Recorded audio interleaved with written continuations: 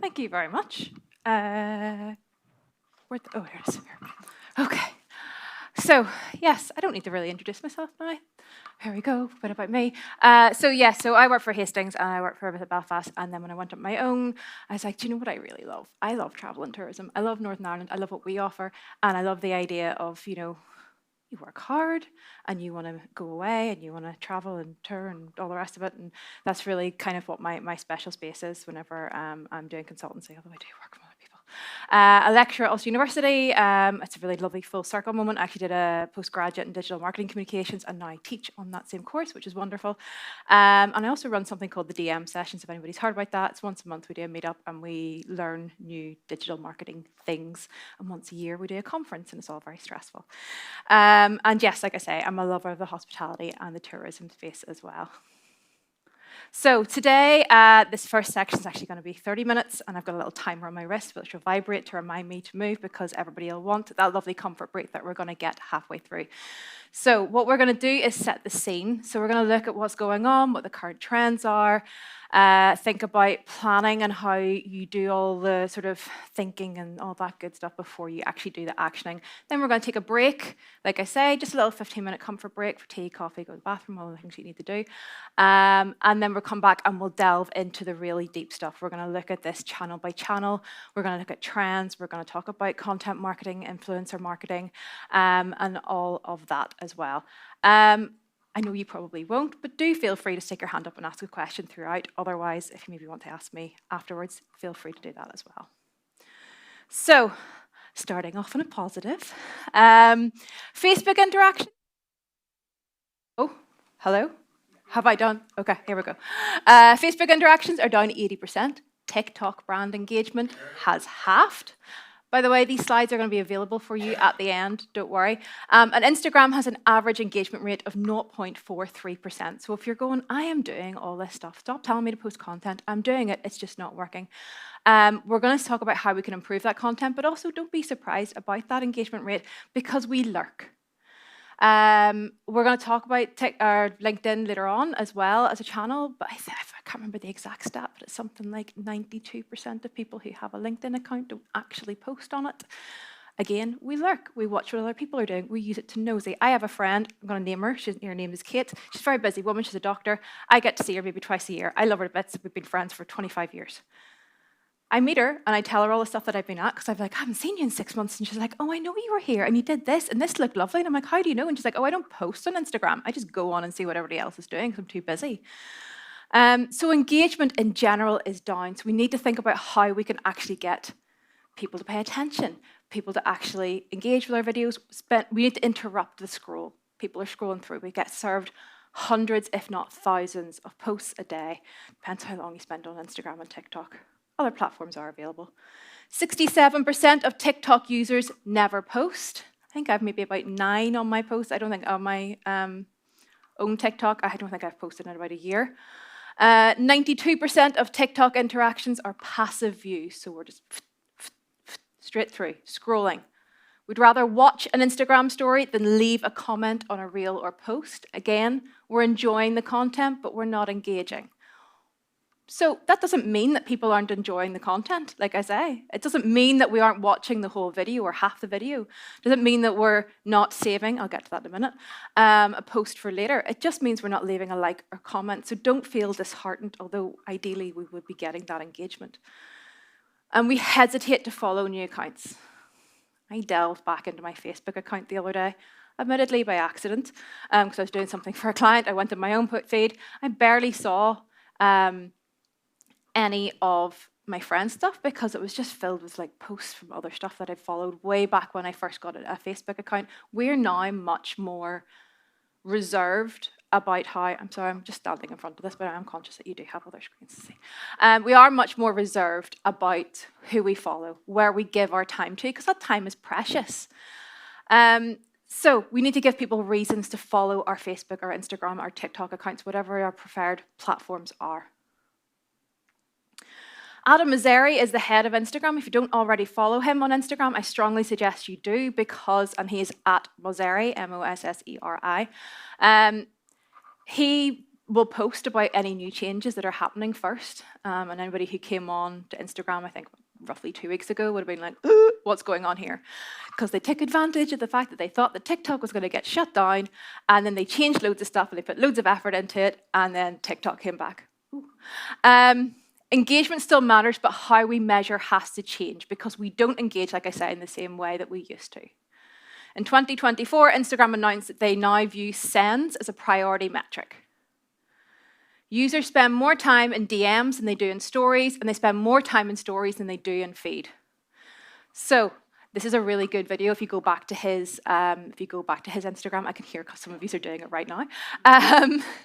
If you go to his channel, you'll find that he has loads of great tips and actually how it works, what things are, why they work the way they work. He does ask me anything, and he actually responds. So again, it's a really good. He's really good to go in and have a look at. But what we do now is we save and we share. We create collections, we refer back to. I don't know about anybody else. I have a recipe list, like huge, and I just scroll back and I do it. You know, I used one last night to make my dinner. It was a chicken rigatoni. It was lovely. But we also do go back and we have, you know, things that we want to do and places we want to go. And we go, okay, well, you know, we were thinking of having a break over Easter or over summer. We're going to do a staycation. We're going to go away, whatever. And we go in and we look at our saved posts and we go, okay, brilliant. Also, as a note, you can send yourself stuff so that you can go back and review it as well. Not just save it. You can send it to your DMs. And what we do is we want to keep those ideas and refer back to them for another time because we're busy. So we save things and we share them to friends and we refer back to them and they go, oh, something I didn't think I would do is go to a Robbie Williams concert. I'm looking at the one in Stockholm because I was like, well, we can combine a trip and we can go and see Robbie Williams at the same time. And again, that was through a series of Instagram posts that I saw and then sent to my friend and she shared them back to me. And it's a new way of us communicating with each other, and it's a new way of engagement. So what about us in the travel industry? Okay, 27% of travelers make the initial decision to travel to a specific destination based on social media posts. Again, I'm one of them. Hands up, anybody who has seen either on TikTok or Instagram the thermal spa in Bucharest. It's like £27 for the day. Yes, I was influenced. I'm going in March. I will let you know how it goes. £27, it's huge. Can't wait to go. Flights were a decent price as well. So I saw that, booked a trip. There you go. Again, you're not your customer. I don't want to say that I am a shining example of exactly what your tourism customer is, but these things do happen. The same thing goes for a couple of other things. Actually, one of them was shown, I think it was, was shown by Naomi earlier. There was Barnmore, saw beautiful videos and things like that. Went there last year with the dogs. Fantastic. So again, we see things, we save them, and we refer back to them later. Almost 85% of millennials use somebody else's social posts when planning their vacations, whether that's friends. No joke, a couple of years ago, I went and did a little mini tour in like California and Nevada, and somebody underneath was like, can you write me out an itinerary? And I was like, no, I am not a travel provider, but you know, you can look at my photos and see where I went and get an idea. 34% book a hotel because they saw it via user-generated content. Our feeds, again, are constant. Our scrolls are constant. We live in a new world of not a new world of video. Video's been around for a while. But a new world where we, we get home from work, or maybe on the way home from work, if you get the train or the bus, or scroll. You get in, dinner's being cooked. Maybe you don't have to do the cooking, so you scroll. We scroll while watching TV, we scroll when we get into bed, we scroll an awful lot, probably more than we should. But we are served constant content, and we see so much. And of course, the algorithms know us, and they know if we're interested in travel and tourism, that we will keep on looking, and we'll keep on going through these feeds or these videos of content that we really enjoy, because that's what we want to see. So, I'm going to put up on Slido here. If you can, you will see a little plaque. Sorry, I actually meant to introduce this before I started. You'll see a plaque on your table that will get you access to the internet, but also will give you access to Slido. I'm going to ask you what social channels you're on, how often you post, and what your barriers are to entry or to posting. If you would take a minute to do that now, that would be fantastic. I love how it gives it in percentages. It could just be that 3 people have actually answered the question. have been quite limited in what I've given you as choices just to make it simple.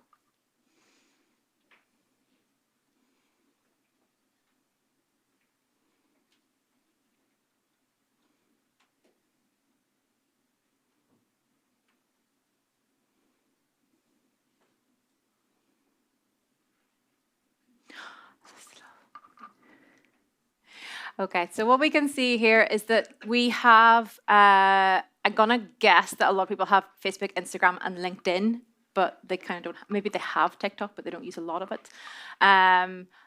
Almost half of you have Facebook and Instagram. Yeah, so Facebook, Instagram, and TikTok. So most likely, I'm gonna take a wild stab in the dark that you either want to do TikTok, haven't ventured them there yet, or you probably have a TikTok account but don't post on it, as many of the percentages that we went on there earlier. Was it like 67% we were looking at earlier? Okay, can we go to the next one? How often do you post on social media? 1 to 2 times per week, 3 to 4 times per week, every day, as and when I remember. So I do a lot of work with well, TNI and Fáilte Ireland, actually. And I remember working with clients, and he was all biz with himself whenever I did an audit, and he had done, hello. Oh, whatever it is, anything. Say hello, just a little emoji to let you know you're here. Why, what do you, well, hold on, that begs the question.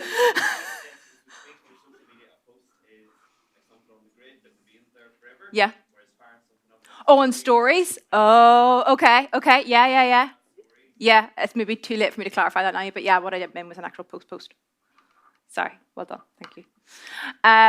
But yeah, I had somebody who was all biz because he posted 20 times that year, and I was like, that's like once every 2.5 weeks. Okay, so 1 to 2 times per week, and as I remember, is kind of at the top every day, and 3 to 4 times a week, per week is taken though. So basically what that tells me here is we're maybe not posting as much. And I'm going to guess it's because, well, we'll come back to why I think it is in a minute. On to the next one, final one. What are your biggest barriers to use? So what stops you from posting? What makes you go, whether you forget, whether you don't have time, all those good things. What are the things that stops you from posting?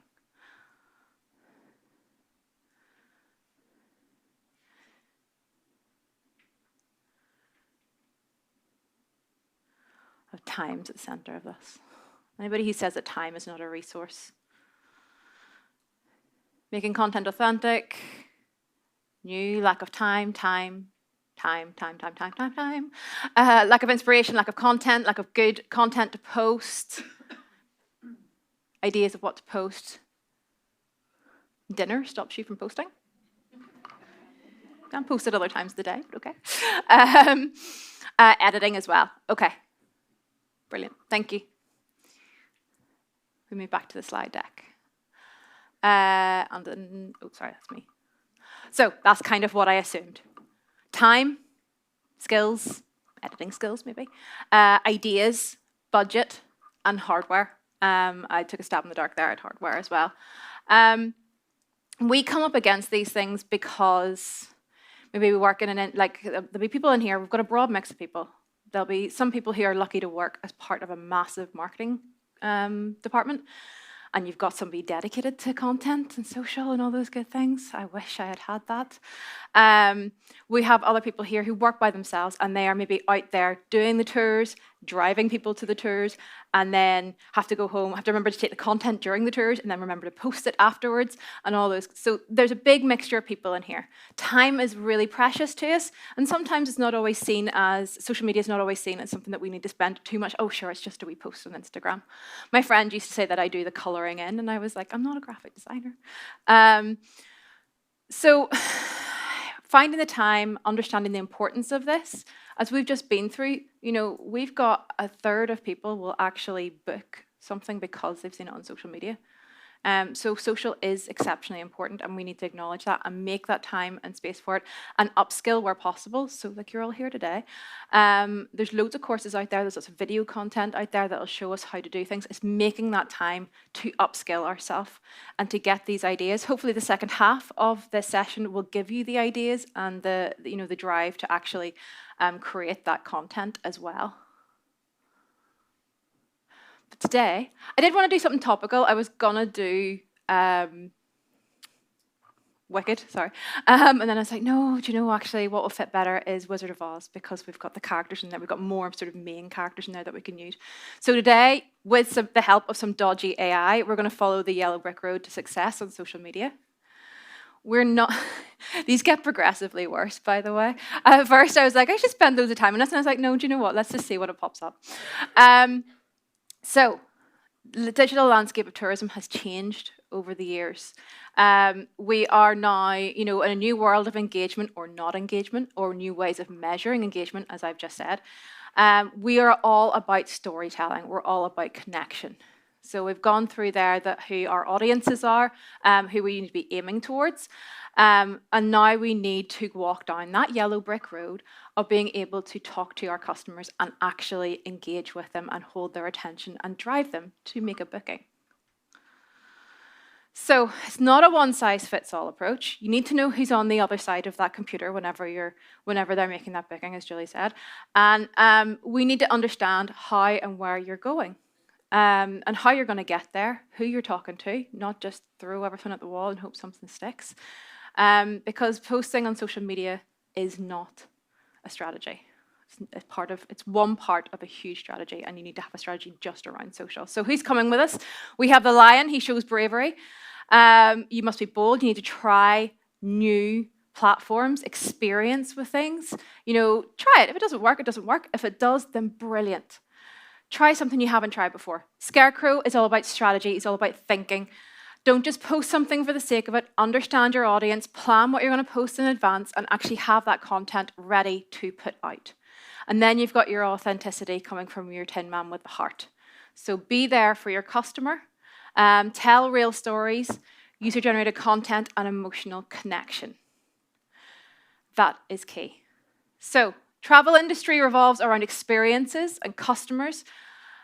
Move through a journey from inspiration to post-trip sharing. So we're going to delve into that a lot more as we go through this. So we'll touch on it lightly now, and then we'll do a little bit more afterwards whenever we go in a bit more deeply.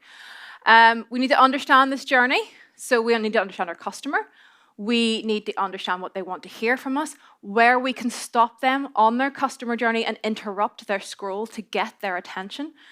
And get that kind of engagement, bookings, and then hopefully in some cases loyalty as well, coming back time and time again. And a well-mapped customer journey ensures that businesses meet travelers' needs at every stage. So what are our 5 key stages? We have inspiration. So that first idea, when it pops up on your feed and you think, that looks good. I like the look of that. I want to go there. Planning. So researching accommodations. Can we be there whenever somebody is looking for a hotel in a specific area? Can we be there to say, okay, maybe we'd be a great selection for dinner. Maybe we'd be a good tour to do while you're here. Booking, so then decision making and actually making that transaction. And then the actual experience. So there is that we tend to drop off there. We tend to go, okay, well, we've got the booking, we've got your money, brilliant, we're done. You're not done. There's the actual experience of being there themselves, so that maybe these people are there and they're sharing their content. Maybe they're posting about you while they're, enjoying your food, your attraction, whatever it is that they're enjoying. And you're not taking advantage of that great user-generated content. You're not sharing, you're not engaging with them, you're not commenting under the posts, or potentially giving other people a reason to look at their posts and go, oh, so-and-so was there, that's real content, they look like they had a great time, maybe we should book that too. And then remembering and sharing afterwards. So again, that user-generated content, creating that loyalty and asking people to come back time and time again. We need to make sure that we're at each stage of the user's journey to greet them with a content that is authentic, It's relevant, it's quality, so no thumb marks over it and all the rest of it. Right format for the platform, please. So what I mean by that is not just thinking about, video or static imagery. I'm talking about just literally the right dimensions for the platform and knowing that. And making sure that that content is also informative. Again, this has been mentioned a couple of times this morning. People need to know. They haven't been there before, maybe. Hopefully they have, but there's a lot of people here maybe traveling from a different destination. They've not maybe been in that area of the country before. Maybe they've not done that specific thing that you offer, and they need to know about it. So they need to know how to book it, what to expect when they're there, maybe some added extras, and other little things as well. I recently went somewhere and I don't know why, I thought I read it on, I booked through an OTA, sorry. And I went to stay there, and on the OTA's website, it said that they had electric car charging. And I got there, and they didn't. So informing the customer of what to expect when they're there and being there to meet their needs and requirements whenever they do reach you. So in order to do that, we need to know our customer. This is so important, and this is a critical step that so many businesses, unfortunately, tend to kind of go, oh, we know who it is. We know who our customers are. We have loads of people between this age range, and they come from this background, and they typically come from this country. Okay, great. That's good that you know a chunk of them, but you don't know who maybe you're missing out on. Maybe the demographics of people who have come to your website and left because they've not seen what they need. So that's why we need to use platforms like Google Analytics, your social media insights, CRM or customer relationship management tool if you have one. Booking platforms and OTAs, what does that tell you? Maybe there's a difference between the people who are booking through OTAs and the people who are booking directly with you. What are your email insights like? What do people typically open? What are they ignoring? Where do they click on your emails? Going through these things, taking time to do this audit is important. It is crucial to understanding your customer so that you can start thinking about what content you can create to grab that customer at what stage of the journey. Surveys and feedback after their time with you. Please talk to your customer. It is so important. Have a conversation with them. If you're out on a tour with them, or if you're, if somebody's checking out, or if somebody's leaving the restaurant, or whatever it is, have a conversation with them, or ask your staff to have a conversation with them and say, what was your favorite part about today? What did you enjoy the most? Would you recommend us to anybody? Not even those kind of short-ended questions. Why would you recommend us to somebody else? What type of person would you recommend us to? Those kind of things. Start a conversation and get you to understand your customer more than anyone. Content pillars, whenever you're creating that content, is crucial. It stops you from just throwing stuff out every day and not really thinking about it. Typically, we throw these out into entertain, educate, inspire, and convert. Doesn't have to be like that. It can be whatever works for you in your organization. But what does that look like? So a content pillar is basically a topic. One, it stops you from, like I said, putting the same thing out over and over again. Two, it makes sure you're covering all bases. And it makes you think about what your content, your customers might be missing from you whenever you are posting. If I'm doing something for a client and working out a content calendar for the month or the year or whatever, I had to color code them. So it makes it really easy to see under each pillar. Typically we would do, I like the idea of 4, but 3 to 5-ish.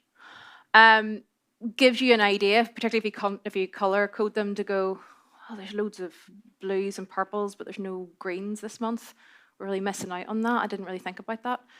It's a really easy to see, quick way of working out what content you're going to get out. So in terms of entertainment, we're talking about quizzes, polls. Polls, by the way, and Q&A sessions are great ways to get to know your customer. Poll, did you know that we offer XYZ? 70% of people say no. Great, I'm now going to create a raft of content around the stuff that you didn't know that we do. Q&A, oh, loads of people seem to be constantly asking me about this. Maybe that's a really popular thing, or asking me why we don't do XYZ. Again, maybe we should integrate that. Maybe we should start doing that, start posting about it. Education, infographics, blogs, tips, how-tos. And again, it's all about collaboration. If you have great businesses in your vicinity that you want to work with, why don't you do collaborative content? and start talking to each other and creating content like blogs and carousels and all those good things about, things you can do in the area. Don't just stay here, you can also do this. Don't just take our word for it, take so-and-so's word for it. Introducing other businesses in the area. Inspire, talk about us, cause drivers. Inspire people to come, show them exactly what you offer and where you are. And we are very lucky in this country. I'm not just saying this, it's a beautiful country whenever it's not raining. Beautiful scenery, lots to do, multiple types of landscapes that we can take advantage of. And hospitality and tourism, not difficult to take good content of, food, attractions, people, the outside, like Northern Ireland as a whole. It's a beautiful, beautiful place. So it's a great platform to be taking content for. And then conversion. What makes us different? What are our unique selling points? Think about that. What do we offer as a business that nobody else offers? A lot of us will have unique positionings that we can really, really put out there. Why come to us? Make sense so far? Yes. I did that thing that I said I wouldn't do, and there we go. Personas. So we talked about who we're targeting. Those who work in marketing and who come from a marketing background and education are probably sick of the sight of persona. That's because they do work. We forget who we are talking to because we get so busy and we get into the routine. Once again, we put the same content out every day. Oh, we should take some video content of this. Oh, we haven't posted about that in a while. Again, having a strategy behind what we're doing helps us formulate a plan that is actually going to work and communicates with our customers. So I would create multiple personas using all those personalities that we've just talked about, your active maximizers, your relaxers, your Instagrammers. What do they want? What do they want to see? And are we actually providing them with all that content? Do they have the information that we're looking for? So here's one that a very light one that I did, slightly redacted for a client. This is for a caravan park that I work with, and they wanted to look at a young family stay. So personas, what are we looking for? We want to give a little bit of background to humanize them. We want to give an idea of how much money they have to spend, where they're based. Main things here, though, are their goals and issues. What do they want to achieve by doing whatever it is that we offer? What are their issues? What stops them from booking? And then what channels are they actually likely to be on? And how do we talk to them? What do they want to hear? Because I can tell you that somebody who is a young family with kids to think about is going to have a different requirement to maybe, 20 to 22-year-olds who are, going on a wee date night or going for a romantic stay somewhere or something like that. They're going to have different wants and needs. They're going to want to be spoken to in different ways, and they're going to have different content that they want to see. So, I'll get to that in a minute. So in this case, we had the young family. Parents are 35 to 40. They want to stay in centre parks, but they can't afford it. Castlewood's a great alternative, and they can bring their dog. So their goals are that it's affordable, it's a family stay, there's lots to do, and they can bring their dogs, so they don't need to worry about where they're going to put Max this weekend. Their issues, they don't know about it. Maybe they don't know about the place, maybe they don't know that it's dog friendly. So first of all, we need to address that, make sure all that information's on the website, but also in the content that we provide. They don't know about the accommodation options, they don't know the area well, and they don't know about public transport if it's needed. So what channels do we talk to them on? We talk to them on Instagram and we talk to them on TikTok because that's most likely what that age range are going to be on.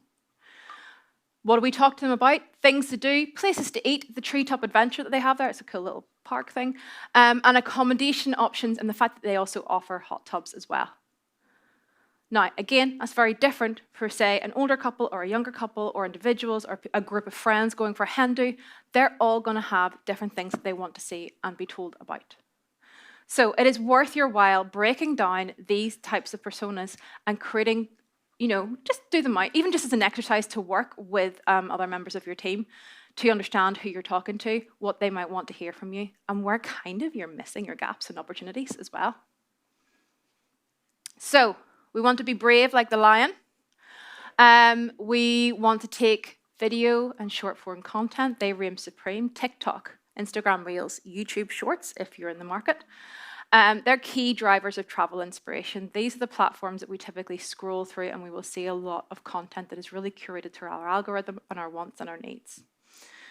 User-generated content is essential. So if people don't see real travelers experiencing your brand, they won't trust it. So it's all well and good being like, come and stay with us, we're amazing. Okay, great. Show me you're amazing. Show me through the eyes of somebody else. Show me through the eyes of somebody else who is like me, because you've done your personas.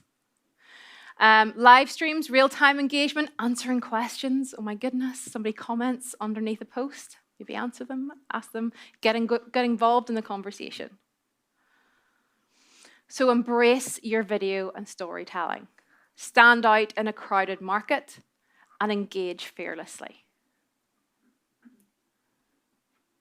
Have brains like the scarecrow. So these are getting like progressively worse. I thought he was quite cool and funky, but this one is like, no, maybe not. So bear with me, I was just playing with it. So have brains like the scarecrow. Avoid the trend trap. The number of times I see stuff, I hear a new trend, and I hear a new sound coming around on TikTok or something like that, and I scroll through it, and then I see something that's like completely not part of that, and it's like, don't jump on it just because everybody else is doing it. It might not work for your business. Don't feel like you have to.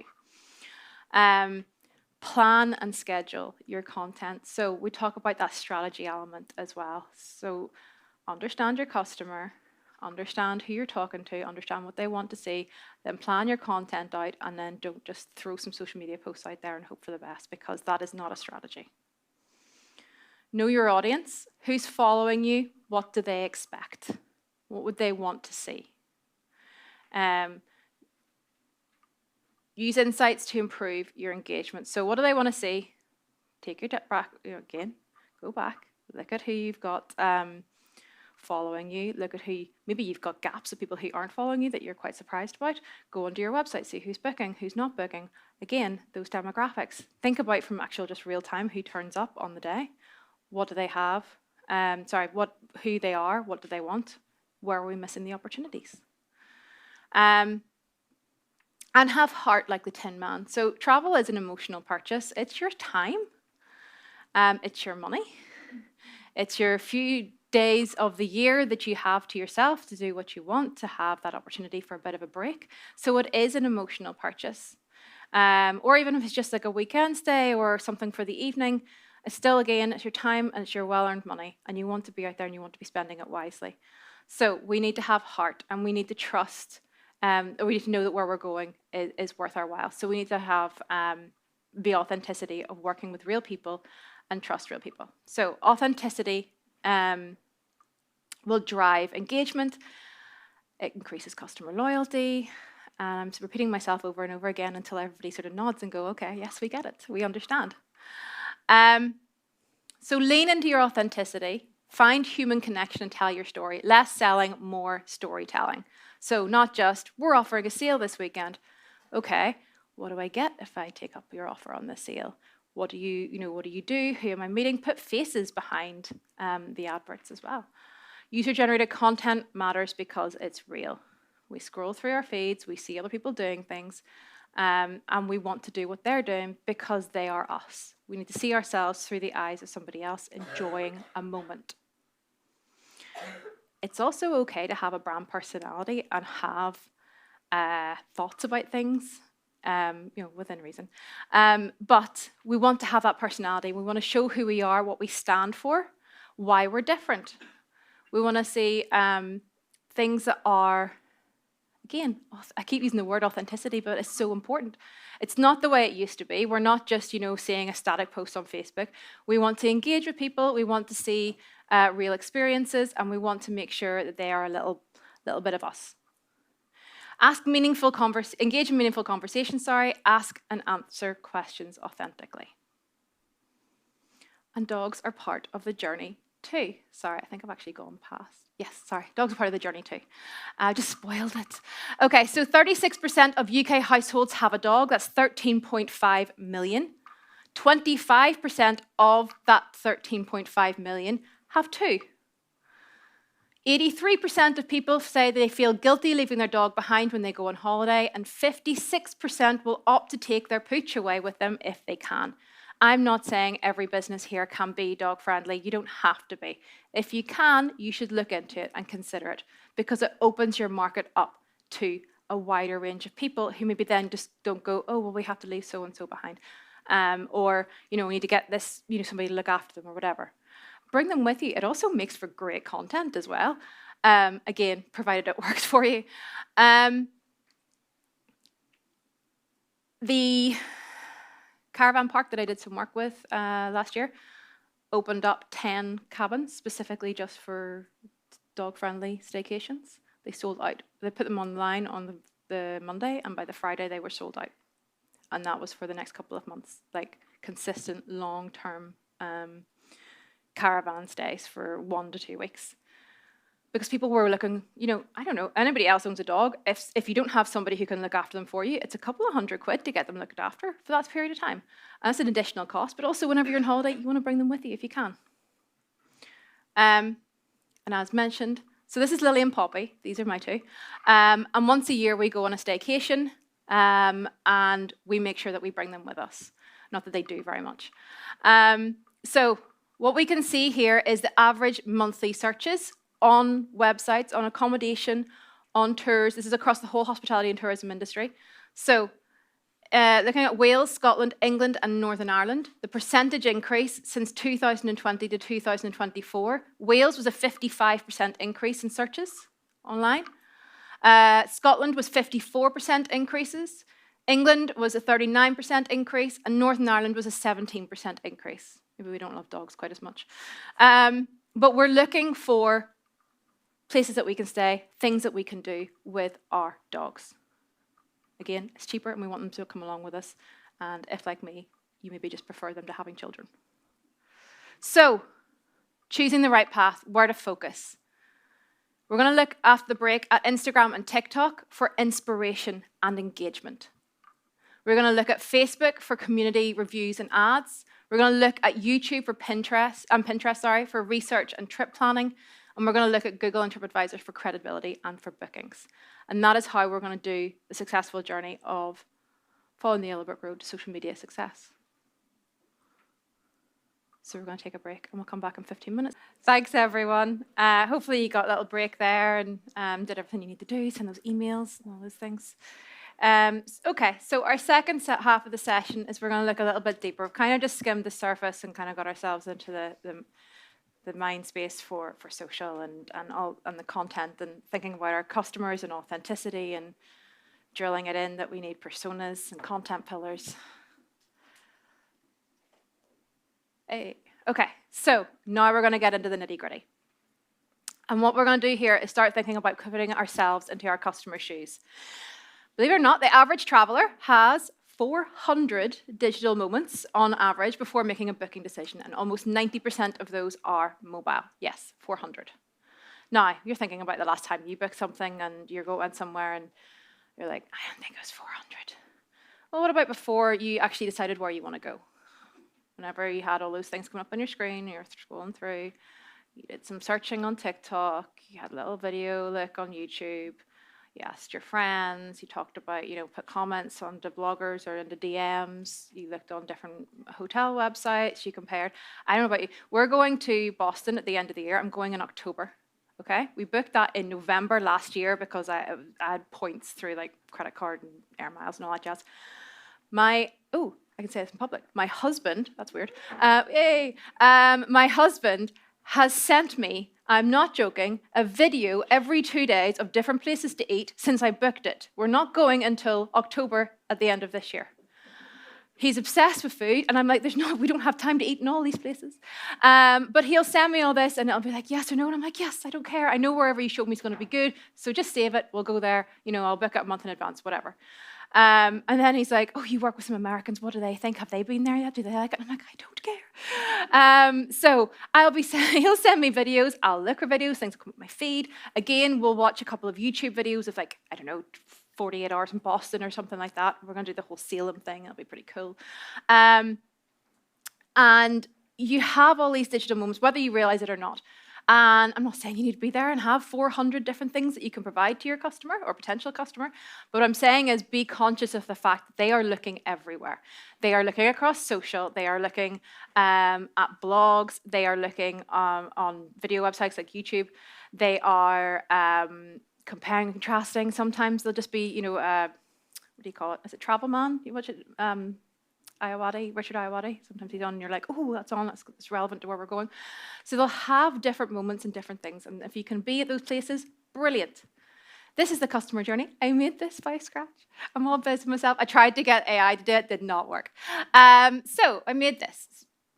So we mentioned earlier before that there are 5 different stages to whenever you're going through these ideas. And this is my little customer journey of Dorothy on the road here. So first of all, you've got your inspiration and your dreaming phase. So users browse social channels, save posts, and engage with influencers and bloggers for recommendations. So this is just, we're at the start. Maybe we don't even know we're going yet. We haven't even been influenced yet to go. But, you know, I'm always in the mood for a holiday. Why not? I'm always in the mood to go for food. I'm always in the mood to go for a weekend away. Planning and research phase. Sorry, I haven't put my glasses on. This is terrible. Compare hotels and attractions and restaurants via Instagram, TikTok, searching for reviews on Google, and watching in-depth YouTube videos. We do all that. We will have a look and see what other people think. We want social proof. We want to know that where we're going. You don't want to jump on Google and see that the reviews are like 3.7. You're not going to want to go somewhere like that. So you will check reviews from other people's recommendations. You'll see, you know, how to spend a day here or what else is on offer here. Again, that's why collaboration is important, because it's not just necessarily you that they're looking to go to. They're maybe looking for an entire experience for a whole day, weekend, week, whatever. The booking decision phase, so check for discount codes, last minute deals, looking for social proofing, user-generated content, and reviews. So this is, again, the last minute check. Am I getting good value for money? Am I getting the best possible deal here? Is there something I can get extra? What is the last things I need to do before you get my money? Then we have the actual on-trip experience. And I mentioned this before, because at stage 3, a lot of people drop off because they've got their money and they don't really mind about the rest of it. Obviously, we don't want you to have a bad time or anything like that, but you know, we're not thinking about what we could do to potentially enhance somebody else's experience or latch on to the content that they're creating while they're with us. So, experience on-trip engagement. They share real-time stories and TikToks during their trip. They tag locations and businesses in their posts. They look for on-the-go recommendations via social and Google. So maybe they've gone out for the day and they've visited a local attraction, but they don't know where to go afterwards for dinner. They didn't think they'd be there for so long, or maybe they haven't planned yet and they were just hoping for the best. And they would just drive past somewhere. But the reality of it is you want to make sure, again, through some kind of social proofing, whether that is reviews or whether that's just videos and photos of excellent food, that they're going to get what they want. And then finally, remembering and sharing post-trip. So post recap videos on Instagram and TikTok. They leave reviews on Google, Facebook, and TripAdvisor. So we want to make sure that they've had a good time, because they're going to be leaving those reviews for the people that are going to come up behind them and who are going to be going to those review sites for whenever they come to visit you as well. So these are all different stages of the customer journey and all opportunities for us to maximize our content and our engagement and our authenticity, and to just be able to do all those good things. So the first stage, inspiration, this is where we're going to break it down. 60% of travelers use social media for trip inspiration. Users browse social channels, save posts, and engage with influencers and bloggers for recommendations. So how can you be there at this stage? So this is the plan. We're going to go through this stage by stage. We've got 5 steps. How can you be there at each one? So first of all, you can showcase the experience, not just static images. I'm not saying that photos aren't good. Of course they're good. Please use them. However, highlight that. I think somebody mentioned earlier, don't just show a picture of the room, show it in context, show people enjoying the room. I do loads of audits for tourism businesses, and the thing that I come across time and time again is, yes, you have beautiful quality videos or quality photos of your food, of your experience, of the locations that you're in, or of your rooms or whatever it is, but 9 times out of 10, they don't have a person in them enjoying them. And if you can't picture yourself there, like, yes, I can look at a room or I can look at food and go, that looks good.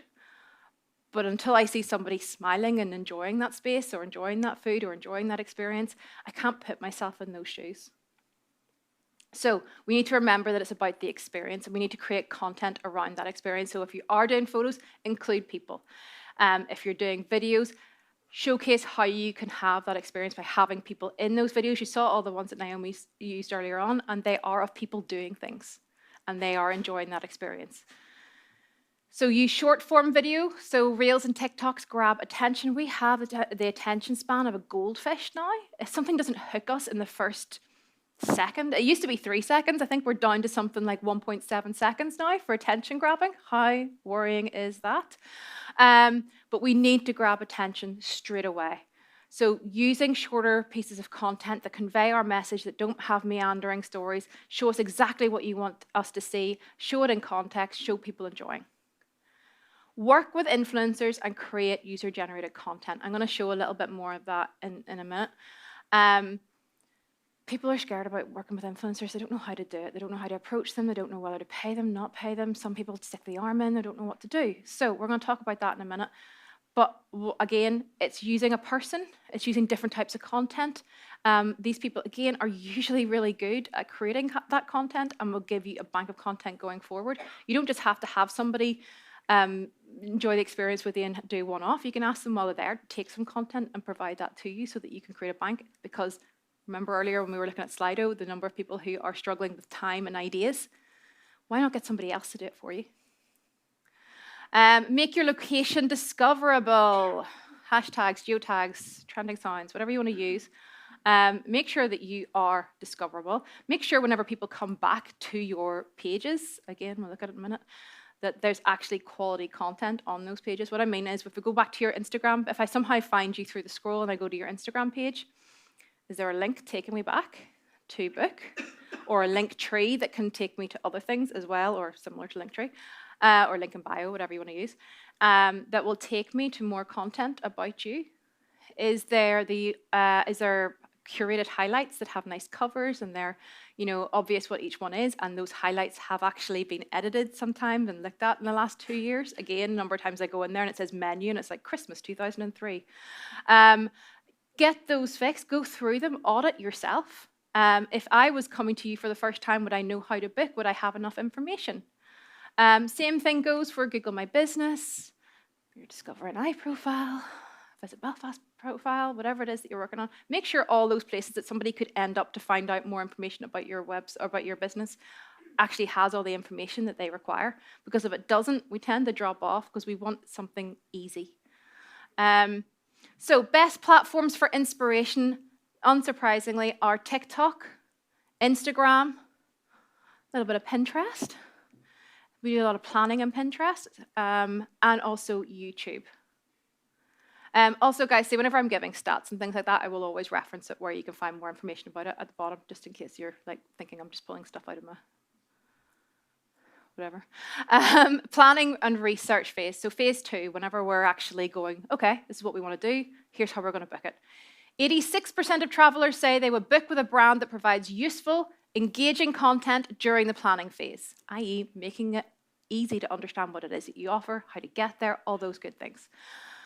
Users compare hotels, attractions, and restaurants via social channels and watch in-depth videos on YouTube. So again, we're going through, we're saying what everybody else has to offer. This is the point where we're like, okay, I know where I want to go. Who else has been there? What were their thoughts? How to be there? Keep your business profiles up to date, as I just mentioned. Google My Business, links on profiles, even your OTA platforms. There was a hotel, I mentioned about the electric car thing. I remember many moons ago, there was a hotel that said it had a swimming pool in it. It definitely did not. Again, OTAs can be wrong if you haven't, maybe you signed up with them before it was bought over by somebody else or something like that. So just make sure it's all up to date. Use your Instagram highlights for FAQs. So room types, menus, prices. Do you allow pets? If you do allow pets, what are the rules? We were just talking about this. If you do allow pets, what are the rules around that? How does that actually look? When I get there, I want to know exactly what I can and cannot do. What are the rules? Create carousel posts, top 5 things to do in at. So again, we talked about collaboration. People are in your area, maybe they're traveling for the day. What else can they do? Make it worth their while to drive 2 hours to visit you. Again, also, if you're working in collaboration with other businesses, that means it's going across their profiles too. And again, if we work together, we are stronger. We're not in competition with each other. Make it a day out, make it a full experience for people rather than just a one-stop. Best platforms for planning: TikTok, Instagram, Facebook, YouTube, Google, TripAdvisor. These are all the things that we stop at. I am not going to stand here and say you need to be on absolutely everything. businesses I come to and I do audits on, and I'm like, how many social channels do you have? And they're like, oh, we have so-and-so, and we have so-and-so, and we have this. And I'm, maybe about 5 or 6. And I'm like, are you doing good work across all 5 or 6 platforms? No.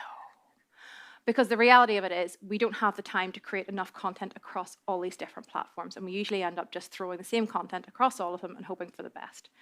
But again, we have different demographics on these platforms, and we need to be able to focus on exactly what applies to us. Look for the gaps, see where we can improve. You're better to do 2, 3 platforms well than 6 poorly. So focus your time and energy where it matters the most. But do please always make sure that your reviews are like up to scratch and questions are asked.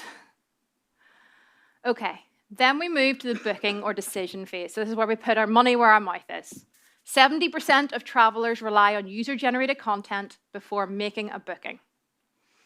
Users check last-minute deals via social media. They look for social proof.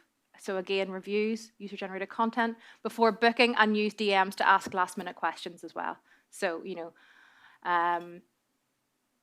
actually, I'm going to Croatia at the end of the, sort of mid-through the year, and our flight, thanks Ryanair, gets us in at like 11:30 at night. So I had to make sure that the hotel would be able to take us in at that time. So that's when I'm really trying to converse with them and make sure that that's okay.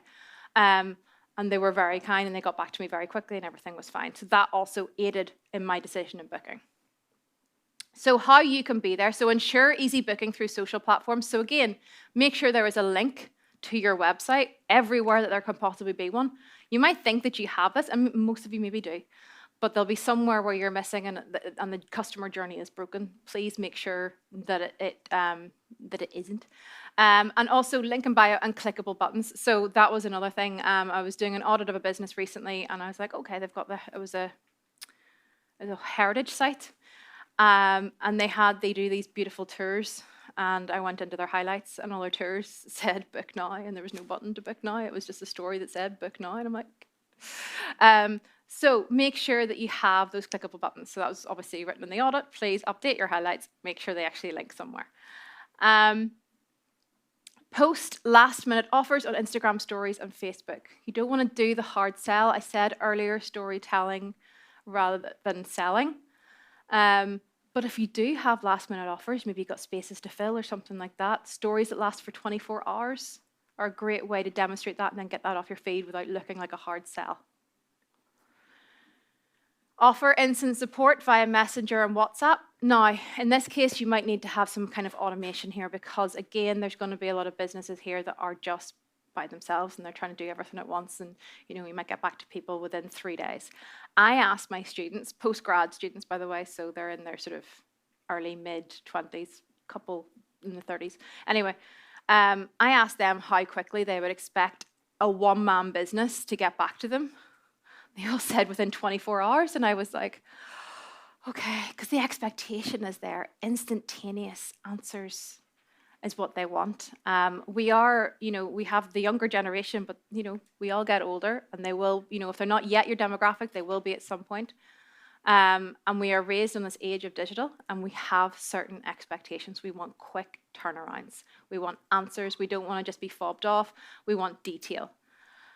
So make sure you can, where possible, offer that instant support. It might just be a case that whenever somebody's actually going to stay with you, or you know, go out on a tour with you or whatever, they actually need to ask you questions throughout the day. So maybe if you offer a WhatsApp service. Whenever I was, where was I? Oh, so I say it was an accidental honeymoon. Basically, we booked the holiday, and then we booked the wedding, and it just turned out the honeymoon ended up being Disney World, much to my husband's dismay. But whenever we went there, we went to Universal Studios first. And actually, after I checked in, I started getting messages from them to my phone because it was quite nice. They gave us some free booze. Obviously, I'm not going to say no. But that's how they communicated us. So they were like, you know, your room's ready. Okay, thank you very much. Do you mind if we go into your room later on this day because we would like to leave you something? I'm like, absolutely. And that's a way of communicating with people. And if I had any questions, I knew that I was able to contact them easily without having to go back to the desk and all the rest of it and interrupting my stay. So if you can, you should. Encourage user-generated content and guest testimonials. Share positive reviews. If you have QR codes or an ability to create QR codes to get people to leave you with reviews, take them to TripAdvisor, take them to Google, wherever you want them to go to, what your preference is. Make it as easy as humanly possible. Don't just go, oh, if you had a good day, please leave us a review, and leave it at that. People won't do that. You need to give them something, some kind of impetus to do it, and an easy way of getting straight to that platform. So best platforms for booking, obviously your website, fingers crossed, that is preferable. Instagram, Facebook, and Google. That's where people are going to do the very last of their decision making and making their bookings. Then on experience, so your on-trip engagement, 83% of travelers post about their trips on social media whilst traveling. Travelers share real-time stories and TikToks during their trip, tagging locations and businesses in their posts. They look for on-the-go recommendations via social and Google. They ask for support via WhatsApp and Messenger. So how to be there. Encourage chat tagging and check-ins where you can. Repost customer stories with permission. If you've had a great day, we'd love to share this. Thank you so much. You've got a great video. If they're really good at creating content, every so often you'll get somebody who doesn't do it for a living but just happens to have an eye for it. They're going to create a really nice experience of their time somewhere. Ask them if they don't mind you sharing it, and you could use that going forward. Run in destination challenges. So post a pic here, tag us to win, all those, small voucher, token of our appreciation, entered into something. Anything you can do to get people to actually engage. Again, you need to make it as easy for them as possible and to give them a reason to do it. Use WhatsApp or Messenger to provide instant traveler support again.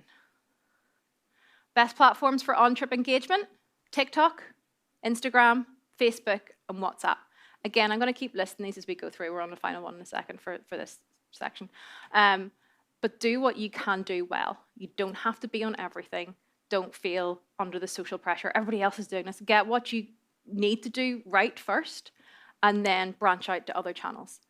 But we are, we are aging through, and social platforms that you might feel are only for the young ones is actually much older than you think. Again, we'll touch on that later. So finally, remembering and sharing. 76% of travelers say they post travel photos after their trip, influencing others. They post recap videos on Instagram and TikTok. They leave reviews on Google, Facebook, and TripAdvisor. They engage with brands post-trip, so memories, loyalty programs, referral codes.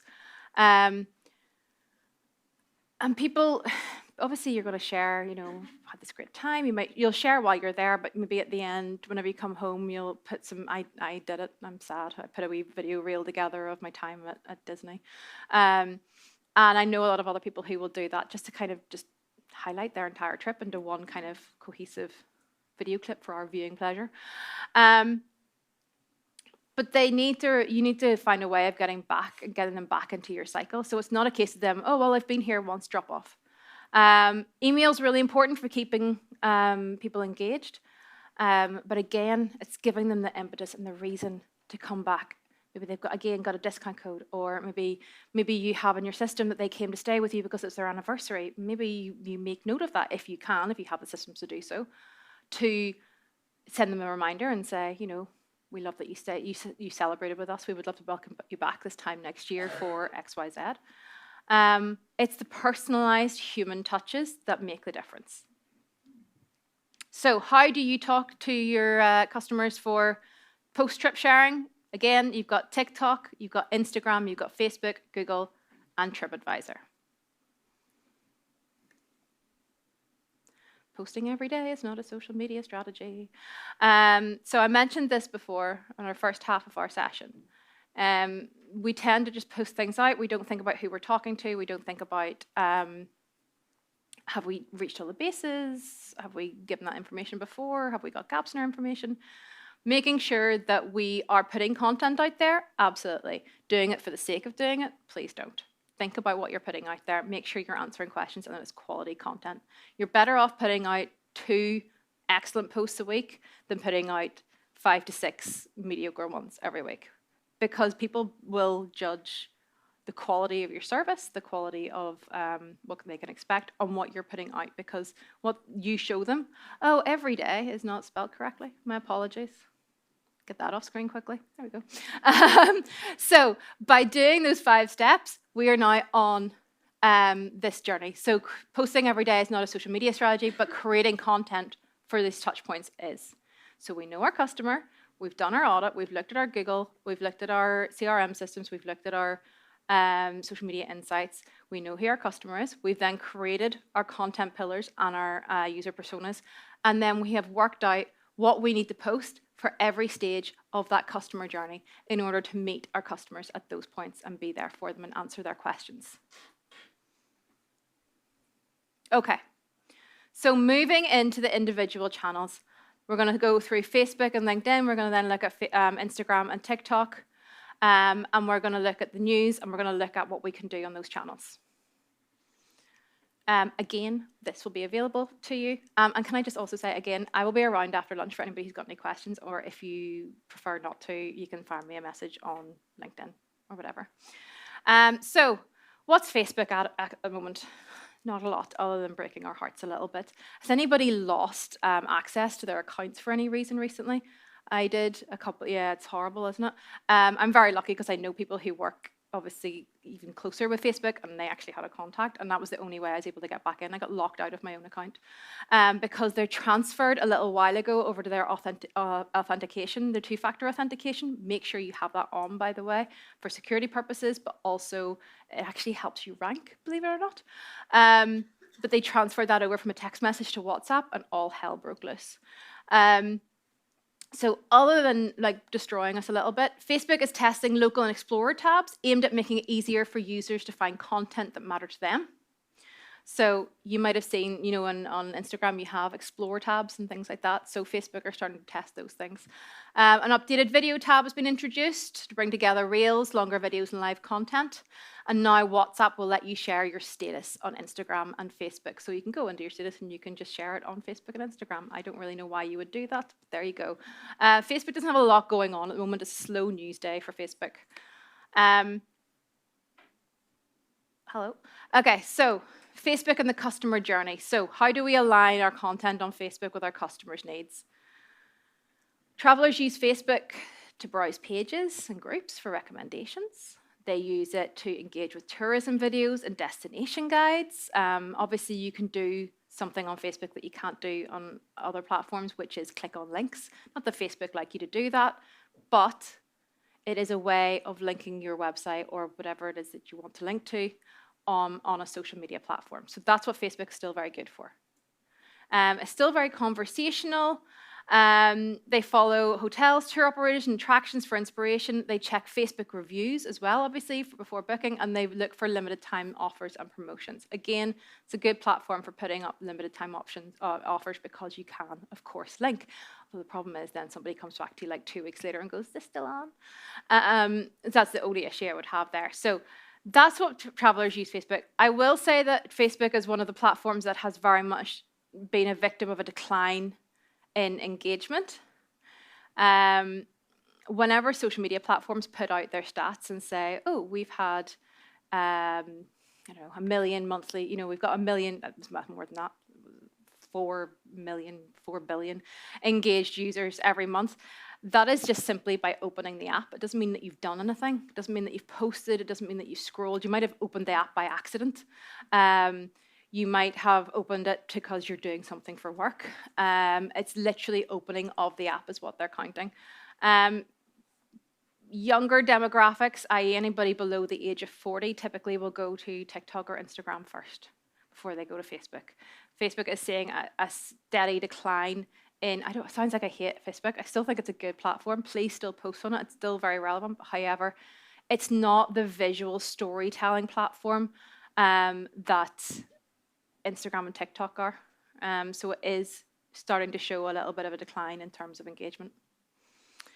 So what you can do while you're on Facebook, again, sorry to hate on it, I don't hate on it, it's still a very good platform. Showcase your destination, your hotel, restaurant, tour experience.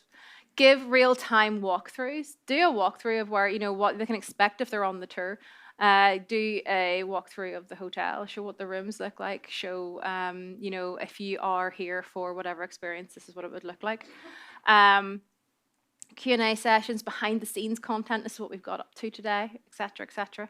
Highlight real guest experiences, so user-generated content, and promote seasonal events, dining specials, and limited time deals. It's a really good platform for doing those things. I'm conscious that I'm talking about user-generated content quite a lot and not showing videos. I will get to that shortly. So, LinkedIn. How many businesses in here are on LinkedIn? Okay, most of you. How many are using it? Yeah. LinkedIn is a platform that provides us as businesses with an opportunity to reach corporate organizations. There's a lot of opportunity that we can use there, and we're going to talk through how we can do that. So I will give you a quick LinkedIn ranking update because people seem to be, it's quite interesting how LinkedIn rank. About a year ago, they changed how they do their ranking, and they've stuck with that kind of to date. It's really useful. So non-professional content will no longer be rewarded in the same day. I met a homeless man on the street and I gave him some money, and later on I interviewed him and he got the job. I've experienced this in the last couple of weeks, and they're showing these like crazy personal stories that 99% of the time aren't real. Don't by all means celebrate if you've had like a personal victory of some kind, but I'm saying like those long sweeping non-professional types of posts are slowly being pushed down the algorithm. Prioritization of content of first degree connection. So you're seeing more people that you actually want to engage with, who you know yourselves, rather than content of so-and-so replied to this comment and they, you might know them because 4 degrees of separation. You're like, no, it's not really relevant. I'd rather see content from people I know. So it is working on that. Personalization and SEO. So it actually will send you more personalized content now, which is great news. And it is looking for keywords as well. So obviously working in the digital marketing space, I see a lot of digital marketing content, not just because I follow a lot of digital marketing people, but because they're having conversations that are relevant to me. And keywords have been picked up by LinkedIn and served to me in the algorithm. So take that into consideration when you are posting content. Engagement is really important. They have what's known as a golden hour. It's fascinating to me. If your post does really well in the first hour, then you're sweet. If nobody really engages with it in the first hour, chances of it blowing up in any way is quite low. Unlike on TikTok or Instagram, where you might post something and nobody looks at it for like 3 days, and then suddenly it explodes and it does really well. LinkedIn looks at how well people are engaging with your posts, and then they will push that engagement out even faster. And they really want you to share your own insight. LinkedIn is shocking for people just resharing posts. And if it's relevant to your industry, maybe TNI put something out and you want to share it, great. Put your own insight on it. Tell people how you feel, how it affects you, what way you've seen that affect your business personally. Discuss. Encourage other people to have conversations with you. So how does it really affect you, and why should you be doing this and posting on LinkedIn as a business? So it's not just for corporate networking. Absolutely, it can be, and it's a great platform to do so, but it's also a great platform for B2B tourism marketing. Now, that's not going to necessarily be suitable for everybody in here. I would struggle to see how it wouldn't in some way. Experiences for corporate days out. Hotels for business meetings, or Christmas dinners and overnight stays, and corporate escapes for directors to meet up and have a day of planning, or restaurants for bringing clients and all the rest of it. So there is a lot of opportunity there. Reaches decision makers, travel agents, corporate event planners, high value travelers use LinkedIn. I spelled travelers wrong, sorry. It builds credibility as well. So it looks at you from a professional landscape through thought leadership, company updates. What are you doing for CSR? What are your sustainability efforts at the moment? How has your business improved? What are you struggling with, but you've collaborated with somebody else? Share business insights and thoughts on what's going on in your area. It drives B2B bookings, so LinkedIn is ideal for group bookings, corporate events, and business travel marketing. It connects with industry professionals, so it's really useful for partnerships with influencers, travel agents, and tourism boards as well. And it's just good for your stakeholders. If you have a board or something like that and you want them to see what you're up to without them having to scroll through all your other social media channels, LinkedIn's a really great way to showcase what you've been doing on a business level. So what can you do there? You can share expert insights and industry trends. So again, if you really want to go back and have a delve in and see what's been going on in your industry and really do some research and publish your own thoughts, great. Or maybe something has come out and you would like to share that with your own perspective and how that affects you in your industry, then great. It allows you to engage in discussions about tourism recovery, hospitality technology, customer experience. What's happening? Have you used it? Would you like to try it? Would you like to ask if somebody else has tried something and it's worked for them? Write LinkedIn articles and long form posts. Again, I'm a big fan of LinkedIn articles. It allows you the opportunity to write something that takes, it'll show in your feed as a normal post, but you click through to read more, so to speak. Again, have your own voice, have a personality, have your own kind of say on things. Don't be afraid to share your thoughts. So run industry talks with tourism experts, local business owners, or travel influencers. Maybe you want to do an online session. Maybe you want to just get people together and go, wonder what they're doing. Wonder how they got that to work. I really like that. I'd love to talk to them. Let's, get a session together, create an online working group, think tank, whatever you want to call it, to get people together and actually have a discussion. And then finally, also there's a rise in workations. So I did this a while ago. Has anybody ever been to Cebu? It's across the border. It's a great, so it's like, again, dog friendly. Beautiful cabins. And what I did was actually work from there for 4 days. So in the mornings I would take calls. At lunchtime I'd do just like a massive dog walk. And then in the afternoon I'd do a little bit of work. And then, so I was just mixing it up a little bit. But I wanted to know, is your Wi-Fi any good? Is there something that I might possibly need, again, do you have a plug-in for cars? Yes, I did. Happy days. Would have needed to, because by the time I got there, I'd nearly run out. But also like personalization of guest experiences, sustainability in the industry, what your CSR efforts are, what can you do in that space to be a part of that conversation, to keep, the business side visible to the public and other organizations that are relevant.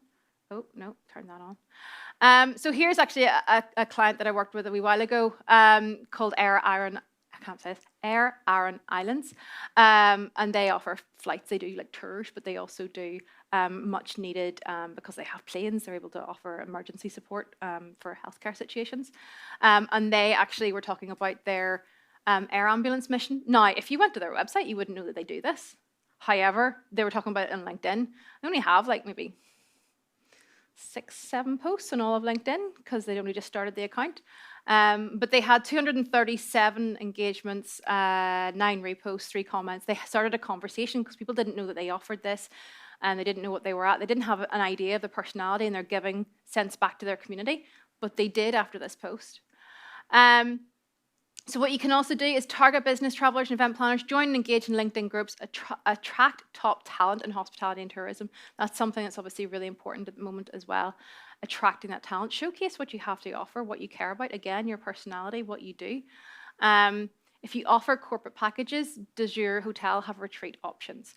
If you offer tour attractions, do you do out of hours to take people out in corporate events and things like that? If you do, showcase that. Tell people what you do. Almost 40% of young people now prefer to use TikTok and Instagram for search rather than Google. Isn't that a scary thought? I'm not saying that Google's done, it's far from it. We will use it alongside. But I'm saying the first port of call, and by the way, this I think this quote actually came from Google, people will use TikTok and Instagram alongside, and that'll be their first port of call whenever they're going to search for something. So if we're not on those platforms, we're missing out on those opportunities. Again, if you can't be on both, be on one, do it well. Instagram news. So in January, Instagram just kind of like, marketers woke up and were like, what? So I mentioned this earlier that, there was the impending threat that TikTok was going to get shut down. I think it went down for, 12 hours, 6 hours if even. And it was back up, but they were like, here we go, here's our chance. So if I hadn't already been leaning more towards the TikTok kind of mannerisms, they did a huge big push to try and get themselves there. So they introduced 3-minute reels, so longer time on video. I think it was 90 seconds before that. The new rectangular grid, previously squares on the grid, now they're rectangles. That is 1080, for anybody who wants to know in terms of pixels, I just thought I'd include it. So it used to be 1080 by 1080, or just a square. It's now 1013 by 1350, or 3 by 4 for the rest of us. So that's what shows up on the grid. I'm really confused by what they mean by highlights moving to grid. I think they're going to create a new tab. Where's my wee thing? You probably can't see this. See across the top, you know the way they have grid and saves and all the rest of it? They're going to put highlights in there, supposedly. I'm going to be honest, I don't see that happening. Too many businesses will be impeded by that. So I reckon they'll maybe do it for like a week and then they'll revert back. That's just my personal thought. Please don't come at me if I'm wrong. But that's what they're talking about. New editing app. So for those of you who are saying that they struggle to create content because they don't know how to edit, whether you use it or not, you've probably heard of CapCut. That is owned by TikTok. And it helps edit and create videos for TikTok.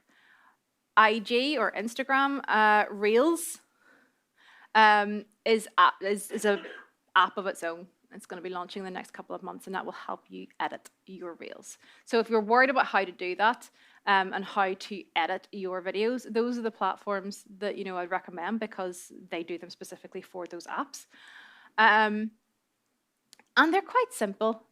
Try it. The only way you're going to start making good content is by trying it yourself and doing it over and over again until you get it right. And one day you're going to post something and go, do you know what? That's actually not too bad. And then, the next week you'll do it again. You'll be like, that's even better. And then, by the time, a couple of months comes down the line, you're absolute pros.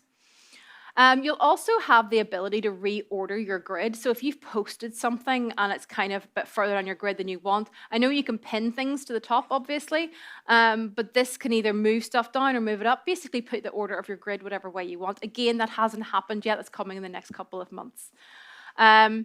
And again, I'm going to emphasize following Adam Mosseri, which is Mosseri, for the latest news, because so much is changing in that space at the moment, and it's just going to keep on changing. So he's a good person to follow. So how can you use Instagram for the customer journey?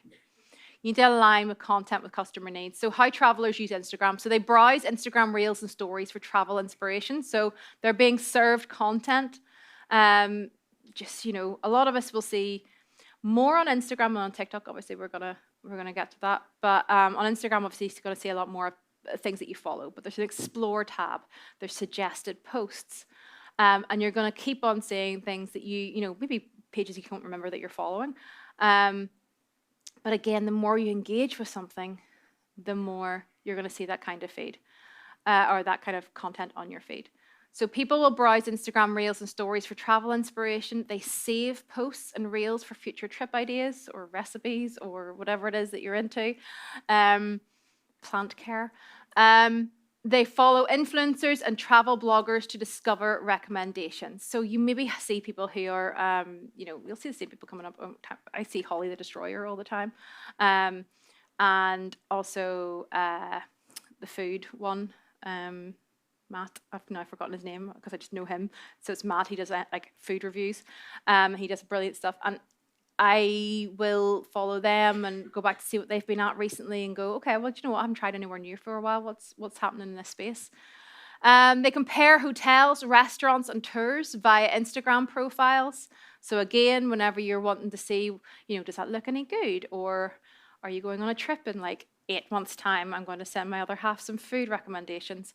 They're going to come up in their feed and they're going to go, okay, well, I've heard of this place. This looks good. Okay, what about this? This looks good. And I'm going to send you content. You're going to save it and you're going to refer back to it later. And again, if you are creating content that is shareable, that people want to save, that is of, worthwhile value, then that's the kind of thing that's going to get you more engagement. And it's also going to lead to sales because people are saving it for a reason because they want to come back. So think about whether your content, not all of it has to be, but try to make your content so worthwhile that somebody wants to send it to somebody else. Make it so informative that you want to save it for later because whenever you do go back to book that trip, that you have all the information that you need in one place. So they check stories and highlights for details on facilities, foods, amenities. So again, look at your business. What are the key questions that people ask? make them into highlights. Make it easily accessible, make it easily labeled, put exactly what it is in each section, make sure it's up to date, please, and make sure to go back and refresh it every, couple of months, every 6 months, depending on what it is. Because people will use that as quick, snap information. Don't fill each highlight up with far too much content. Maybe you have one for, say, user-generated content or bloggers or whatever, that maybe has a little bit more. But if it's informative content, people tend to switch off after about story number 7-ish. And you want to make sure that you've got their attention. So if you can't say it in that small block of time, you're going to need to think about how you can condense that. Okay.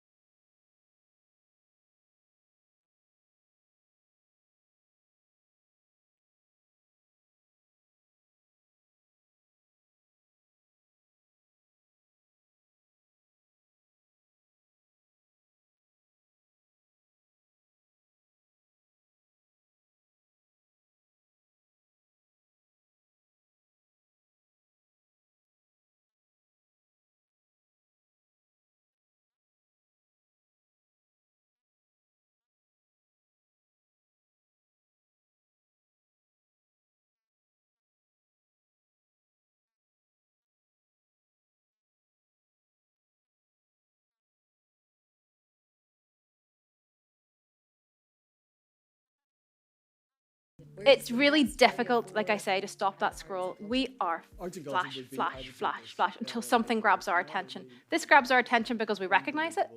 If I'm being honest, his red hat actually was what caught my eye very first.